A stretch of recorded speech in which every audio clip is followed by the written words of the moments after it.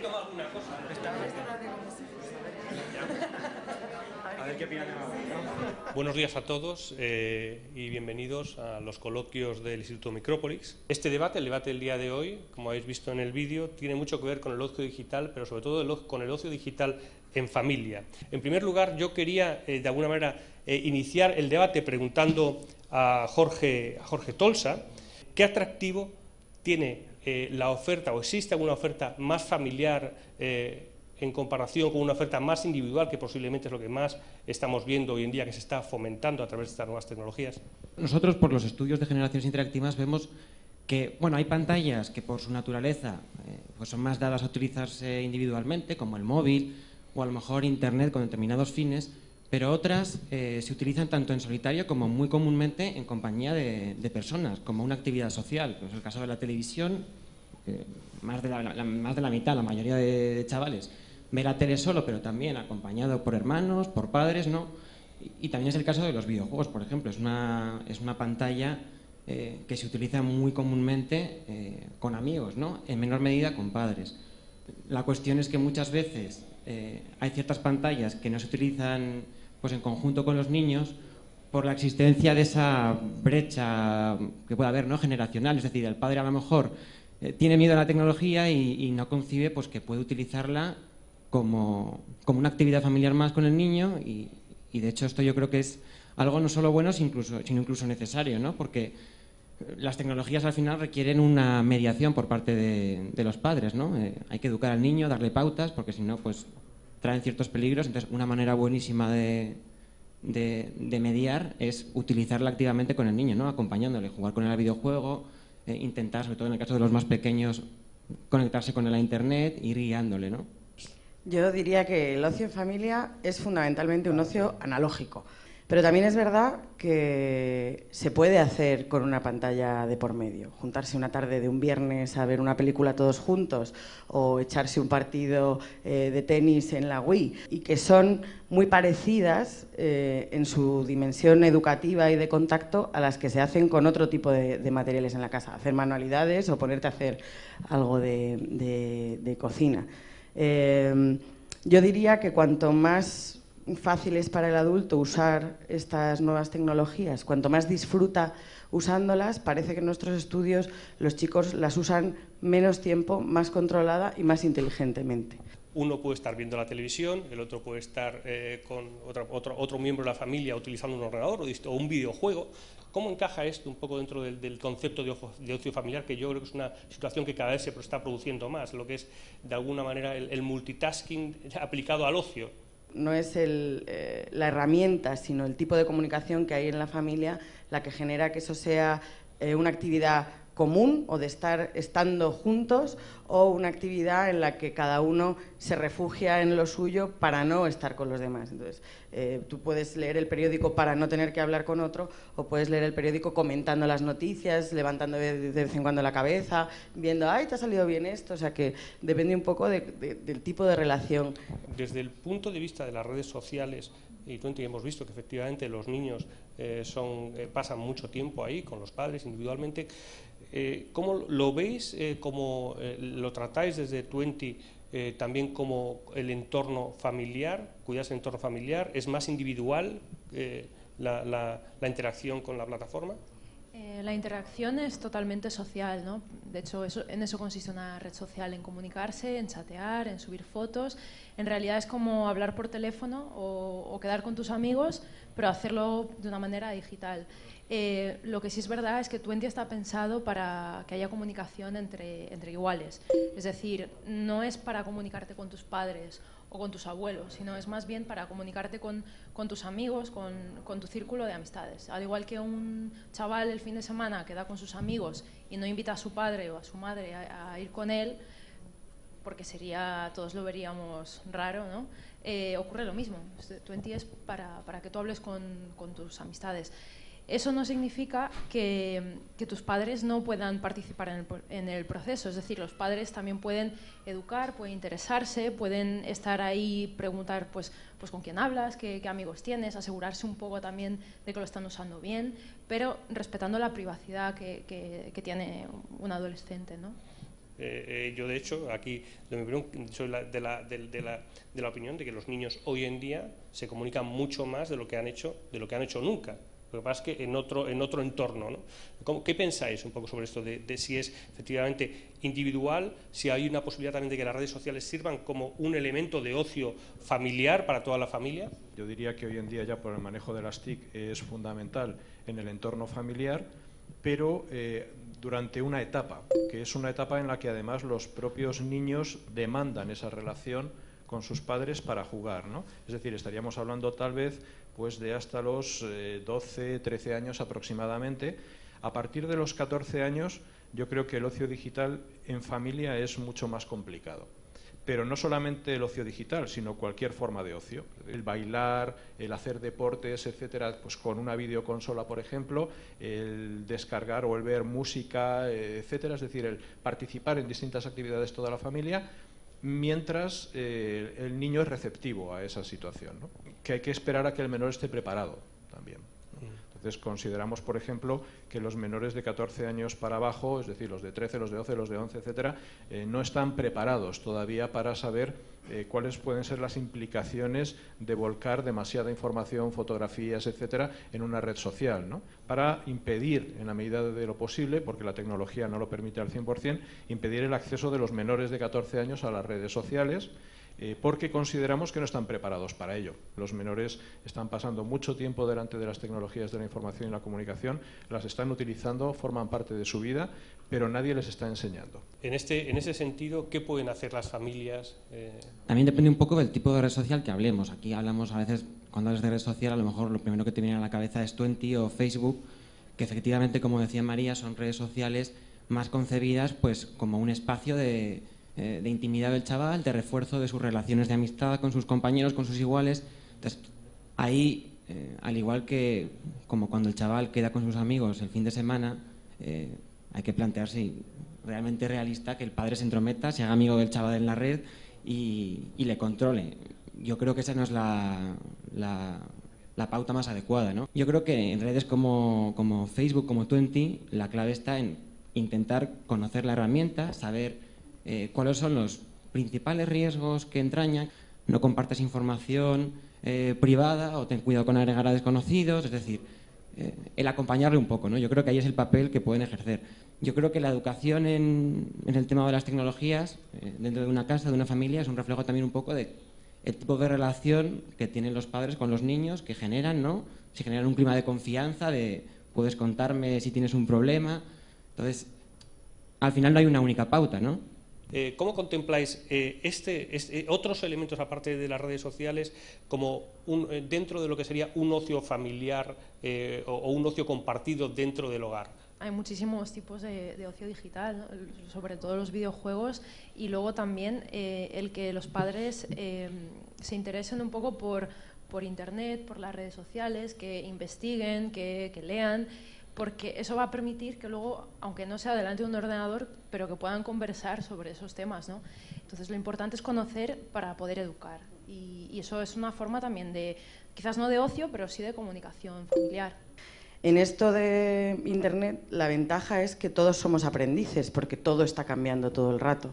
Y en ese sentido, podemos ser aprendices con nuestros hijos a la hora de utilizar este tipo de cosas, pero nosotros tenemos más criterio.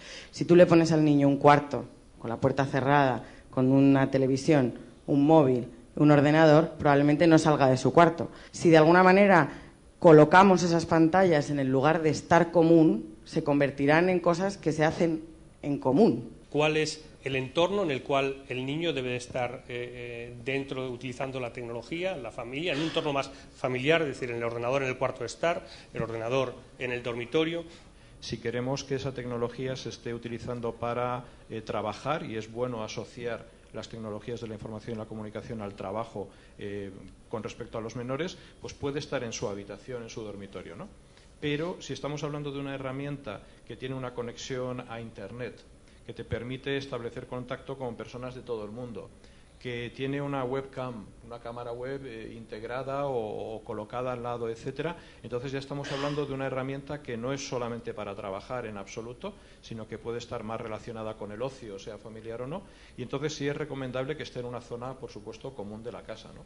Antes comentabas, de hecho, la posibilidad de que el uso de las TIC, consejos de todo tipo, la forma de utilizarlos, estuviera dentro de la formación del colegio, no sé si como elemento curricular o no. La postura que tenemos en Generaciones Interactivas es que la escuela juega un papel fundamental en todo el tema de la educación de los chavales en el uso de las tecnologías. De hecho, la competencia digital es una de las competencias que está incorporada, ¿no?, en las 8 competencias que tiene que tratar el currículum escolar. Por ejemplo, en Generaciones Interactivas estamos elaborando cursos dirigidos precisamente a profesores de colegios, de primaria y secundaria, para capacitarles, ¿no?, como educadores en el mundo digital, ¿no? Al final hablamos de una generación de nativos digitales frente a una generación de inmigrantes digitales. Pero al final muchas veces es pues inculcar pautas que, al igual que se aplican en otros ámbitos, ¿no?, de la vida, pues no hablar con extraños, o no insultar a un compañero, o no dar información, o no hacerte una foto, y se trasvasan al tema de las tecnologías, ¿no? ¿Son compatibles estos entornos? Es decir, ese uso que hacen los adultos, el uso que hacen los niños, ¿es posible tener un lugar, un sitio, un tipo de actividad que sea común para ellos? Sí existen espacios, es decir, aparte de los perfiles y de las cuentas personales, hay colegios, hay profesores que crean páginas en Twenty y ahí pues pueden poner contenidos, pueden poner vídeos. Simplemente yo creo que ponerle un poco de interés y tener ideas, porque al fin y al cabo es una plataforma y los contenidos los ponen los usuarios.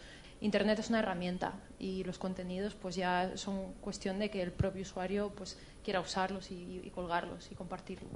Como centro de seguridad en Internet tenemos lo que se llaman paneles de jóvenes, que son grupos de jóvenes por toda España en centros escolares con los que trabajamos sobre estas cuestiones, ¿no?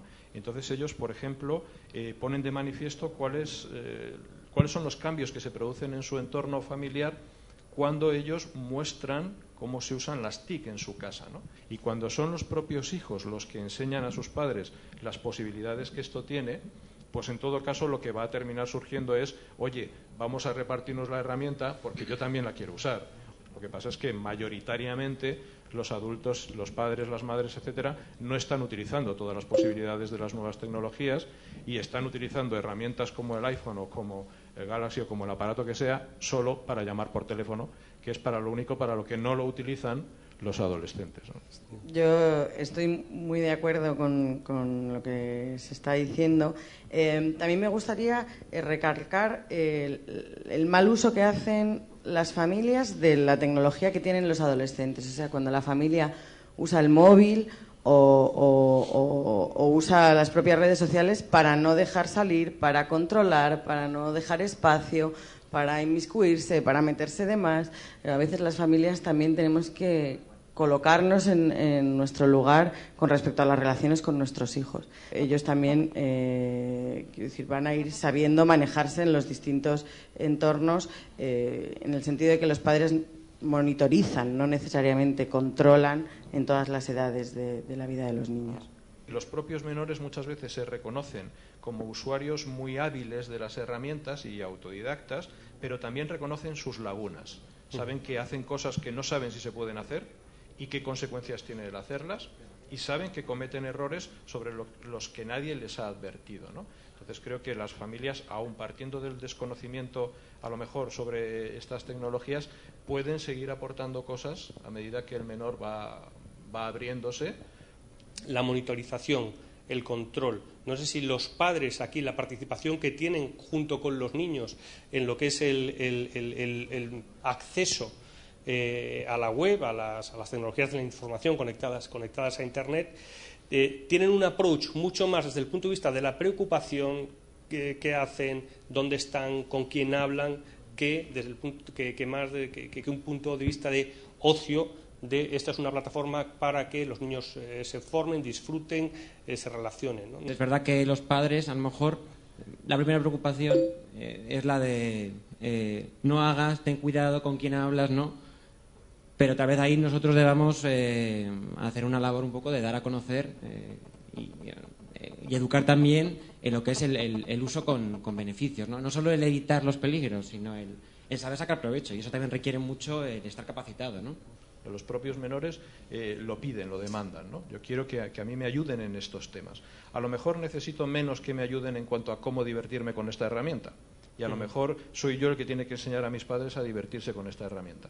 Pero lo que sí que quiero es estar más tranquilo, tener las espaldas cubiertas y estar bien orientado, ¿no? Y ese papel es un papel al que los padres no pueden ni deben nunca relegar, ¿no? ¿Qué podéis proponer? ¿Tenéis alguna idea? Efectivamente, que los padres se impliquen, que tengan una responsabilidad en conocer para poder luego compartir con los niños, pero hay algo por ejemplo, desde la Fundación Telefónica que podáis recomendar en ese sentido a los padres, a las instituciones. Yo creo que la clave está en que en el tema de las tecnologías los padres vean también que es un ámbito en el que pueden participar activamente con el niño, ¿no? Esto también depende un poco de tipo de familia y de si se comparte también el ocio en otros ámbitos, ¿no? El uso compartido de la pantalla puede ser una opción de ocio, pues igual que otras, igual de buena, y que además permite que a la vez se ejerza una labor pues mediadora, educativa, de ir dando pautas acompañando al niño, ¿no? Sí, yo creo que ahora estamos hablando de muchos problemas de los que no vamos a hablar dentro de unos años. Hay una generación que viene de padres muy jóvenes, conocedores de las TIC, familiarizados, que van a tener una aproximación muy distinta junto a sus hijos a todas estas tecnologías de la información y la comunicación, ¿no? Tal vez el problema lo tenemos ahora, porque tenemos todavía una generación de padres y madres que no ha vivido ni soñaba nada parecido a lo que hay ahora durante su adolescencia o preadolescencia, que tienen hijos adolescentes. Ahí está la diferencia fundamental. Yo por mucho que a un padre que no ha nacido rodeado de tecnologías le diga qué pautas adoptar, tampoco le puedes pedir que salga de él de forma natural el utilizar la pantalla con el niño. Es decir, para algunos padres va a suponer un esfuerzo de aproximarse. Para otros va a salir como algo natural. Y ahí está finalmente que cada generación tiene su conflicto con el tema de la autonomía en la adolescencia. Entonces, ¿cuánto espacio te puedo dar? ¿Cuánto de responsable eres? Y cuánto te voy a echar de menos si estás lejos, ¿no? Y eso es un dilema que se encuentra cualquier familia que entra en la adolescencia con sus hijos, cualquiera que sea el espacio de autonomía que utilice. O sea, que en este caso son las nuevas tecnologías, pero que han sido otras generaciones atrás y también eran un debate y también entrañaban riesgos y también por eso daba miedo dejarlos ir de más, ¿no?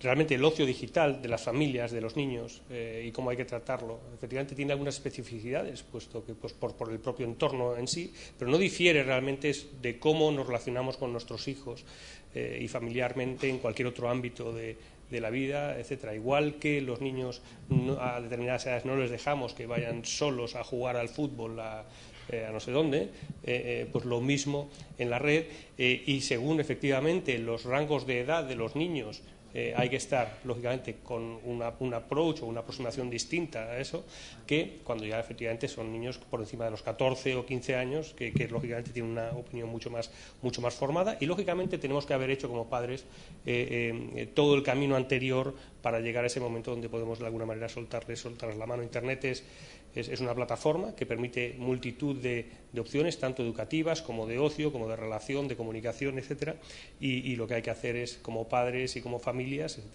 utilizar de una manera natural, efectivamente llegar a un momento en que la brecha entre padres e hijos se desaparezca, puesto que al final vivimos una sociedad digital.